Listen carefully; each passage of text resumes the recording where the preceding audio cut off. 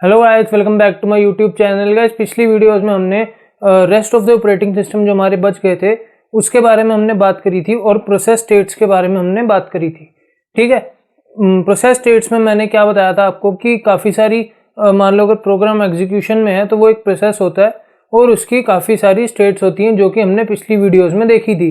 अगर आपने मेरी पिछली वीडियो नहीं देखी है तो यहाँ पे ऊपर कार्ड बना हुआ आ रहा होगा, तो वहाँ पे जाकर आप क्लिक करके देख सकते हैं। गाइज, इस वीडियो में मैं आपको ये बताऊंगा कि यूज़र लेवल मोड और कर्नल मोड में क्या फ़र्क है। ठीक है, तो यूज़र मोड और कर्नल मोड में क्या फ़र्क है ये हम इस वीडियो में देखेंगे। सो उससे पहले मैं आपसे रिक्वेस्ट करना चाहता हूँ कि अगर आप मेरे चैनल पर नए हैं तो प्लीज़ मेरे चैनल को सब्सक्राइब करें, साथ ही साथ बेल नोटिफिकेशन आइकन दबाना ना भूलें for latest video updates. So guys, चलिए स्टार्ट करते हैं और देखते हैं कि यूज़र लेवल मोड या यूज़र मोड या कर्नल मोड में कैसे काम करता है, वो क्या होता है। ठीक है, सो गाइस, यूज़र मोड और कर्नल मोड समझने से पहले हमें ये समझना पड़ेगा कि यूज़र मोड और कर्नल मोड आए कहाँ से। ठीक है, क्योंकि कोई चीज़ हम पढ़ते हैं तो हमें ये भी तो पता होना चाहिए ना कि वो उसका जो ओरिजिन है या वो कहाँ से आई है, वो सब हमें पता होना चाहिए। ठीक है, सो बेसिकली जो यूज़र मोड और कर्नल मोड है, हमने इस प्लेलिस्ट की पहली वीडियो में ये देखा था कि ऑपरेटिंग सिस्टम क्या होता है और ऑपरेटिंग सिस्टम यूज़ में क्यों आया।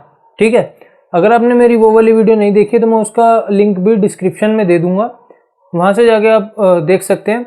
सो बेसिकली अगर आपने वो वाली वीडियो नहीं देखी है तो मैं बता देता हूँ कि ऑपरेटिंग सिस्टम हमारा हार्डवेयर और यूज़र के बीच में इंटरफेस पैदा करने के लिए हम ऑपरेटिंग सिस्टम को लाए गए। ठीक है, मतलब हम लेके आए ऑपरेटिंग सिस्टम को। ठीक है, अब ऑपरेटिंग सिस्टम बीच में आया दो गोल्स की वजह से।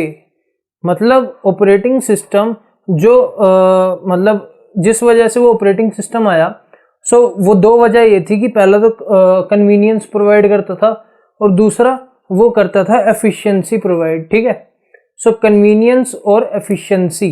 कन्वीनियंस इन द सेंस कि हम आप कोई भी या कोई पढ़ा लिखा या कोई अनपढ़ भी उसको देख के समझ सकते हैं कि हाँ यार, अगर मैं ये क्लिक करूँगा तो ये चीज़ होगी। ठीक है, सो वो आता है कन्वीनियंस की, मतलब कितना ज़्यादा वो कन्वीनियंट बना सकते थे कि हाँ, आप एक जगह पे क्लिक करो तो आप जो एग्जीक्यूट करना चाहते हो आप कर सको। ठीक है, तो वो तो बात आ जाती है कन्वीनियंस की। अब दूसरी चीज़ आती है एफिशिएंसी की। एफिशिएंसी यानी आपका काम जितनी जल्दी हो सके। ठीक है, मतलब टाइम से रिलेटेड अगर आप देखो कि जितनी जल्दी आपका काम हो सके वो टाइम एफिशिएंट है या नहीं है। ठीक है, सो वो दो गोल्स थे, मैं यहाँ पे लिख देता हूँ।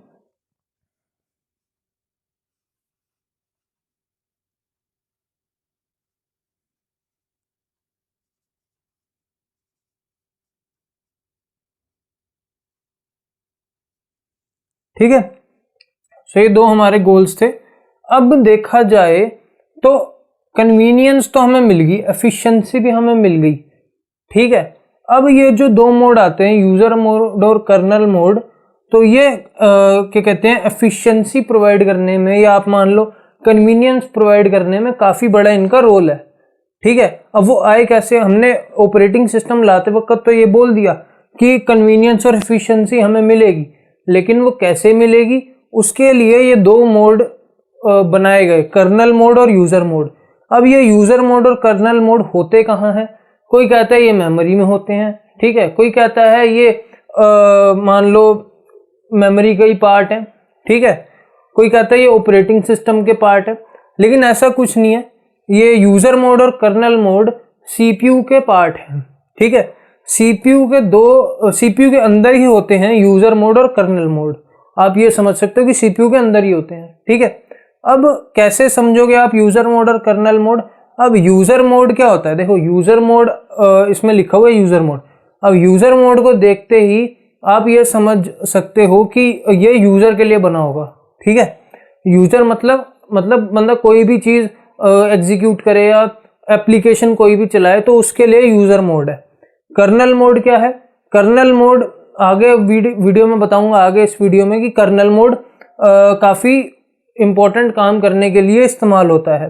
ठीक है, सो यूज़र मोड जैसे मान लो हमारी यूज़र प्रोसेस एग्जीक्यूटिंग, यहाँ पे मैंने लिख रखा है यूज़र प्रोसेस एग्जीक्यूटिंग, मतलब कि हमने कोई भी प्रोसेस एग्जीक्यूट, मान लो प्रोसेस इन द सेंस मैंने पिछली वीडियो में आपको बताया था कि प्रोसेस क्या होती है और प्रोसेस के क्या स्टेट्स होते हैं, ठीक है। सो यूजर प्रोसेस एग्जीक्यूटिंग यानी जो भी प्रोसेस है वो रनिंग स्टेट में है, ठीक है। तो रनिंग स्टेट में कैसे आएगी, जैसे मैंने पिछली वीडियो में आपको बताया था कि अगर आप कोई भी चीज़ सेकेंडरी मेमोरी से मेन मेमोरी में लेके आते हो तो उसमें बड़े सारे प्रोसेसेस में चेंज आते हैं, ठीक है। पहला कि वो न्यू या क्रिएट स्टेट में, जो कि वो सेकेंडरी मेमोरी में है। अब वहाँ से उठा के हमने उसको रैम में लेके आए तो वो रेडी स्टेट में आ गई और रेडी क्यू में आ गई, ठीक है। रेडी क्यू में आते ही जब उसका नंबर आएगा तो वो रनिंग स्टेट में आ जाएगी, ठीक है। सो रनिंग स्टेट में आते ही यानी मतलब वो एग्जीक्यूट हो रही है, यूजर प्रोसेस एग्जीक्यूटिंग। उसके बाद आ गया, अगर मान लो उसको कोई इंपॉर्टेंट काम करना, फॉर एग्जाम्पल हमने रीड या राइट ऑपरेशंस करने हैं, ठीक है।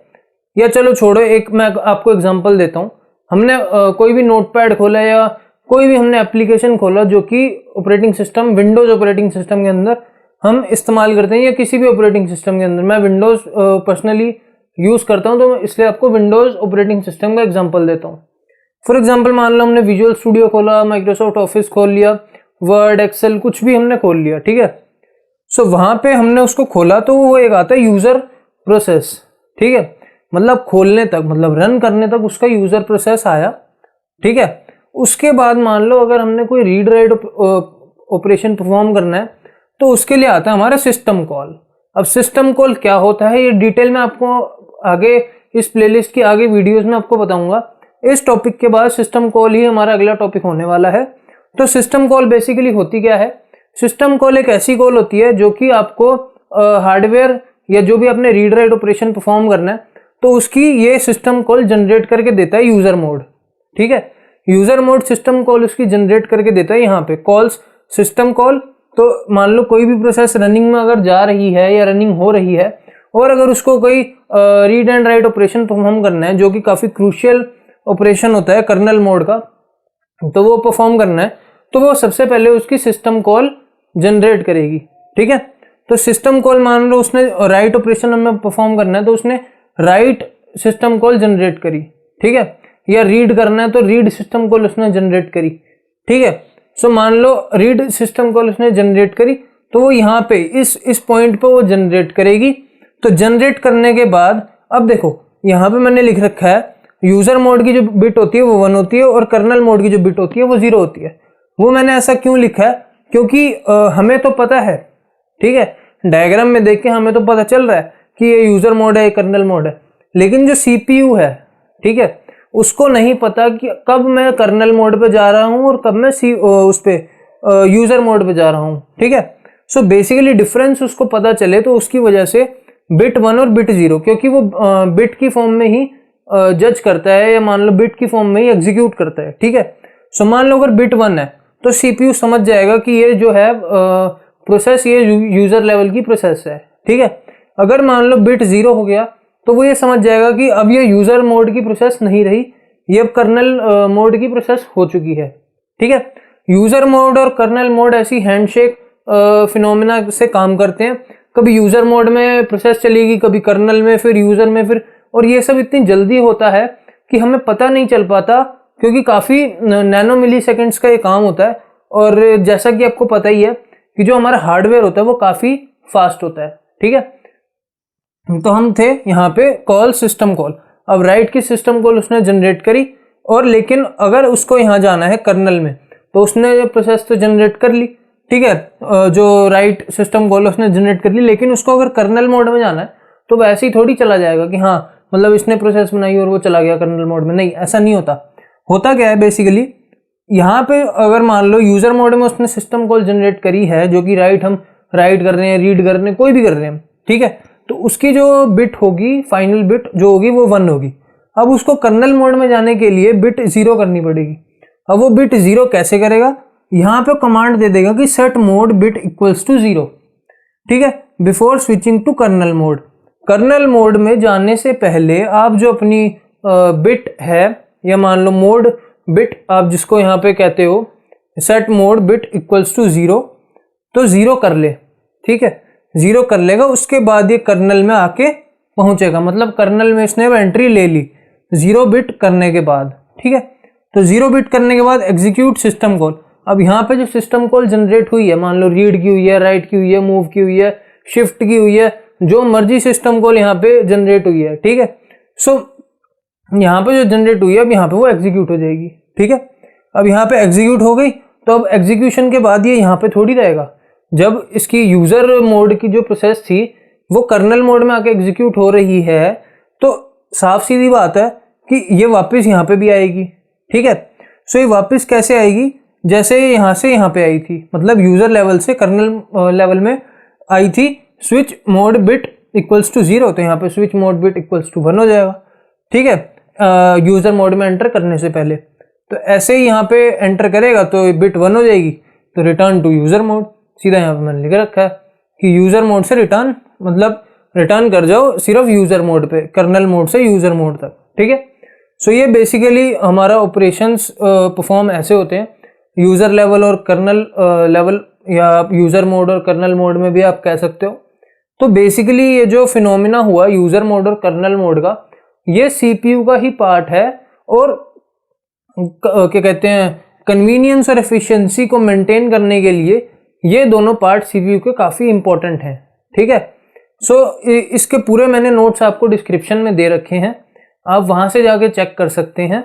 और इतना कुछ इसमें था नहीं, बस ये बेसिक सी इंफॉर्मेशन थी जो मेरे को आपको बतानी थी इस टॉपिक के अंदर, कि यूज़र लेवल और या यूज़र मोड या कर्नल मोड होते क्या हैं और वो कैसे परफॉर्म करते हैं।